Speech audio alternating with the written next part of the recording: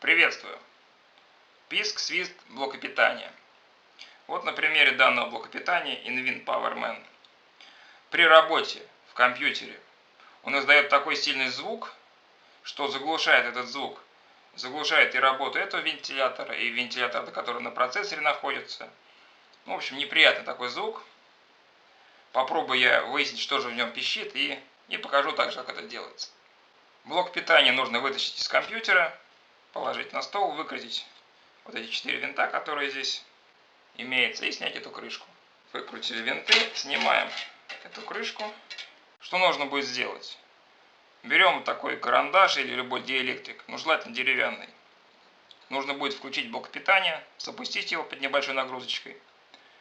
И этим диэлектриком нажимаем на элементы блока питания, и у нас будет звук вот этого свиста, писка меняться. Так мы найдем, какой элемент у нас именно вызывает вот такой писк. Это может быть и трансформаторы, и катушки, вот эти дроссель, и конденсаторы, керамические, обычные электролиты тоже, все что угодно здесь может пищать. Конечно, трансформатор мы не сможем заменить, но если, допустим, конденсатор, его можно поменять, и эта проблема устранится. Самое главное, что нужно помнить, ни в коем случае не трогать руками в эту высоковольтную часть, не касаться ее. Потому что здесь высокое напряжение может как следует ударить током. На это внимание обращайте, ни в коем случае не касаться во включенном состоянии. Теперь на практике. В качестве нагрузки я подключил парочку CD-ромов. Пару CD-ромов подключил к Мориксу, чтобы была нагрузочка. Подключаем сетевой кабель, пока кнопочка у меня выключена, блока питания.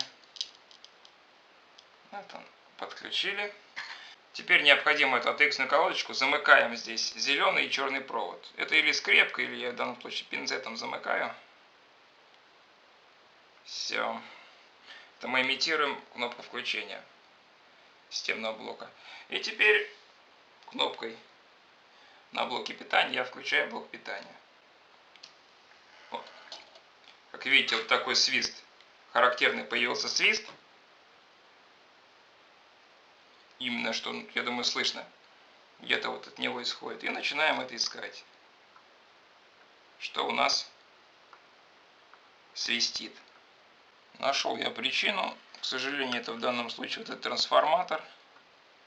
Трогаю здесь его обмотку, и тональность меняется.